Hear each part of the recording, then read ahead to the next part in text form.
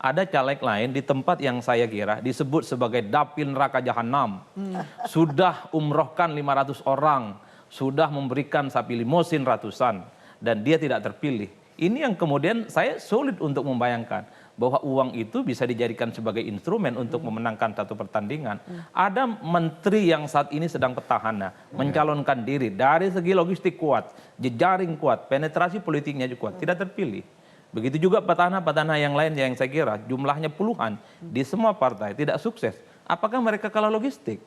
Apakah mereka itu kalah networking? Apakah mereka kalah resource? Enggak juga.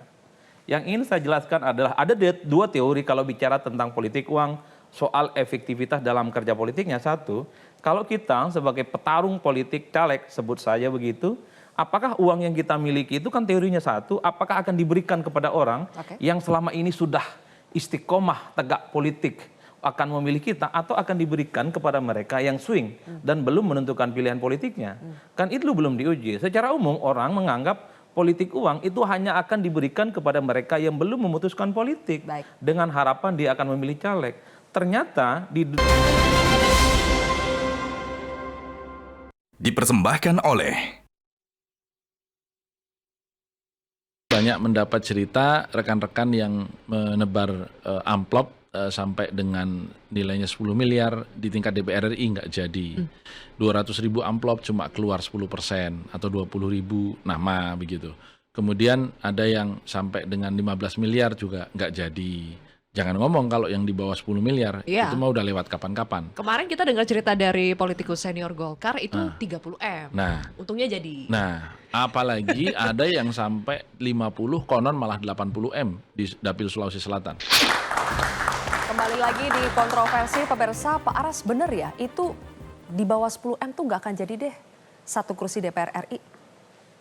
Iya. Itu pernyataan rekan Anda di P3. Iya, di dalam pertarungan satu dapil, sampai hari ini memang idealnya itu lebih 10 miliar uang beredar dalam satu partai untuk bisa mendapatkan satu kursi. Dalam satu partai untuk berapa orang nih? Kalau dapil saya 9 orang. Ya, jadi terbagi mungkin ada yang 5 miliar, ada yang 7 miliar, ada yang 1 miliar. Totalitasnya tentu semuanya bekerja maksimal.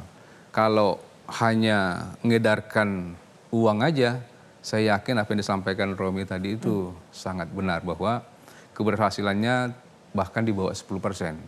Harus punya tim yang kuat di lapangan, yang mampu meyakinkan pemilih bahwa memilih si A betul-betul besar manfaatnya dan dia komitmen untuk memberikan perhatian kepada masyarakat.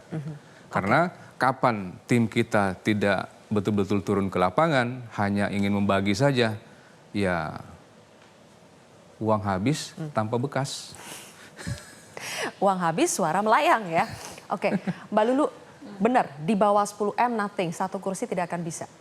Enggak juga sih sebenarnya ya, karena pengalaman di 2019 misalnya tadi saya barusan cerita ya, itu bahkan satu amplop pun memang enggak gitu. Itu di 2019? 2019 dan mungkin artinya di beberapa dapil yang lain juga masih bisa berlaku gitu. Tetapi memang situasi kemarin ini luar biasa karena mohon maaf ya itu kan berbareng dengan ada fenomena bansos yang juga memang sangat besar.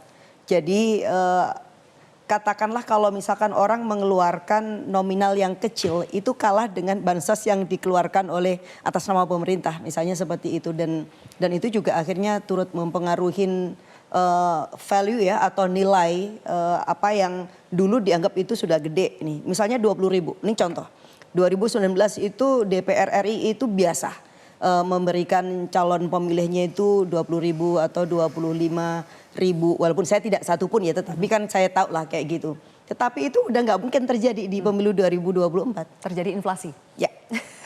Oke, Mas Adi, apa yang terjadi? Kenapa inflasi money politik di 2024 ini meningkat pesat dibandingkan 2019? Dari testimoni para caleg yang tidak masuk kembali ke Senayan, kita mendapatkan hal itu. Tidak bisa dengan angka 10M. Harus 15M ke atas untuk DPR RI.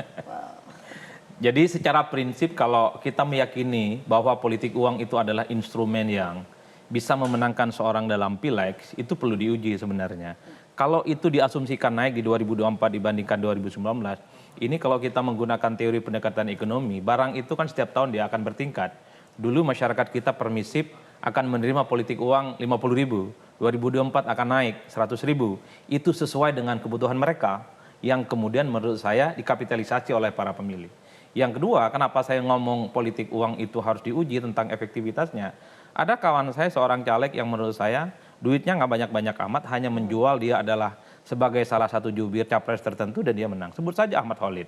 Dia dapil Depok Bekasi, saya tanya berapa uang yang dihabiskan, nggak banyak. Dia hanya mengamplifikasi sebagai jubirnya Anies dan dia menang. Sulit bagi saya untuk membandingkan dengan ada caleg lain di tempat yang saya kira disebut sebagai dapil neraka jahanam. Sudah umrohkan 500 orang, sudah memberikan sapi limosin ratusan, dan dia tidak terpilih. Ini yang kemudian saya sulit untuk membayangkan bahwa uang itu bisa dijadikan sebagai instrumen untuk memenangkan satu pertandingan. Ada menteri yang saat ini sedang petahana, mencalonkan diri dari segi logistik kuat, jejaring kuat, penetrasi politiknya juga kuat, tidak terpilih. Begitu juga petahana-petahana yang lain yang saya kira jumlahnya puluhan di semua partai tidak sukses. Apakah mereka kalah logistik? Apakah mereka itu kalah networking? Apakah mereka kalah resource? Enggak juga. Yang ingin saya jelaskan adalah ada dua teori kalau bicara tentang politik uang, soal efektivitas dalam kerja politiknya. Satu, kalau kita sebagai petarung politik caleg, sebut saja begitu, apakah uang yang kita miliki itu kan teorinya satu, apakah akan diberikan kepada orang yang selama ini sudah istiqomah tegak politik akan memilih kita, atau akan diberikan kepada mereka yang swing dan belum menentukan pilihan politiknya. Kan itu belum diuji. Secara umum orang menganggap politik uang itu hanya akan diberikan kepada mereka yang belum memutuskan politik. Dengan harapan dia akan memilih caleg. Ternyata di sejumlah dapil itu juga tidak efektif. Karena itu justru akan menghilangkan uang, seberapa banyak uangnya, karena itu dianggap sia-sia. Orang yang memang tidak bisa digerakkan oleh uang, dia tidak dipaksa oleh apapun judulnya termasuk uang. Oleh karena itu politik uang seringkali diberikan kepada inner circle, networking, jejaring, tim sukses dan relawannya, dengan harapan bahwa yang selama ini sudah menentukan pilihan politik caleg, dia mau datang ke TPS. Mbak Sylvia, orang yang selama ini dekat dengan kita, itu nggak ada jaminan kok datang ke TPS dan dia akan memilih kita. Itu yang kemudian membuat kenapa dalam teorinya bukan hanya di Indonesia, politik uang itu diuji. Apakah dia diberikan kepada orang terdekat kita atau diberikan kepada kelompok yang belum menentukan pilihan. Nah yang terakhir yang ingin saya katakan adalah bahwa politik uang memang kalau kita membaca survei-survei ini yang kan menerima cuma sekitar 35%. Dan selebihnya itu mereka tidak terlampau terpengaruh sebenarnya dalam konteks bagaimana mempertaruhkan segala hal yang terkait dengan kekuatan politik uang. Oleh karena itu kalau saya membaca rata-rata secara umum, politik uang itu sebenarnya ibarat jeruk makan jeruk, teman makan teman. Jadi kalau Mbak Lulu, Bang Viva, Bang Faras main politik uang, dalam banyak hal yang dikalahkan itu adalah sesama caleg internal partai.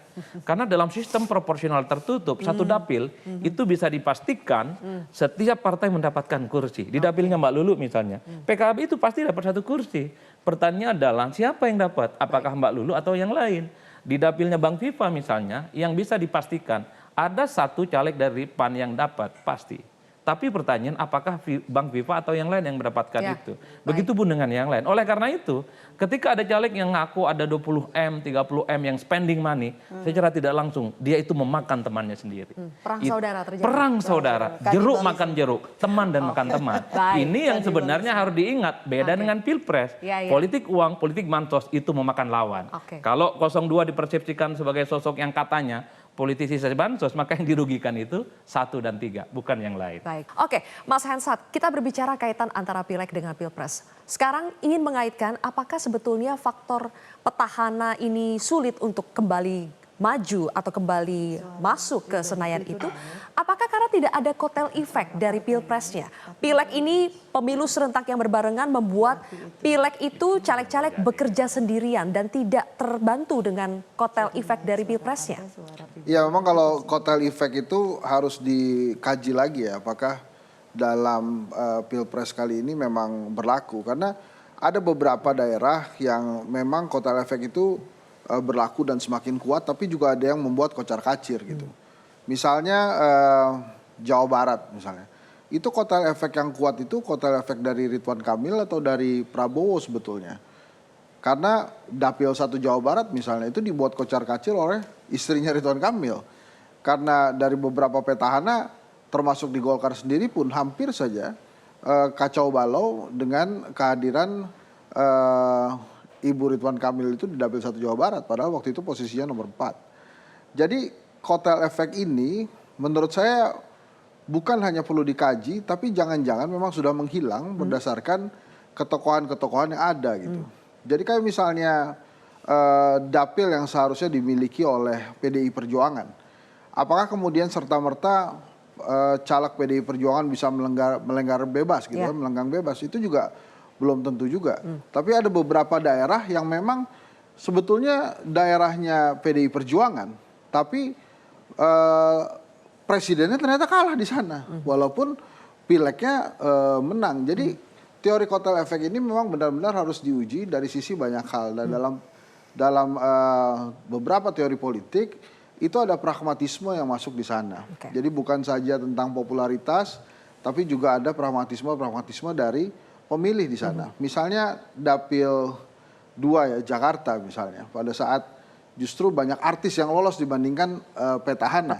Itu kan juga sebuah fenomena menarik gitu. Apakah itu kemudian serta-merta karena kotel efek yang memang ada? Menurut saya belum tentu. Karena di Jakarta misalnya, tentu saja nama Ganjar dan nama Once lebih populer Once gitu. Memang fenomena artis ini juga menarik gitu. Bang Viva juga pasti memastikan bisa melihat itu. Jadi yang pertama Mbak Zilvia, ketokohan jangan-jangan di pileg itu memang sudah tergerus gitu ya.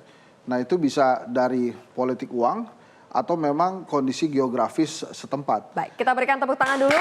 Nanti di segmen berikutnya kita akan bicara bagaimana mengevaluasi, bagaimana mengurangi praktik politik uang di pemilu-pemilu ke depan. Sesaat lagi pemirsa.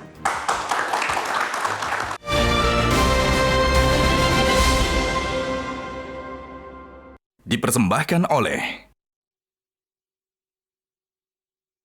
Jelajahi cara baru mendapatkan informasi. Download Metro TV Extend sekarang.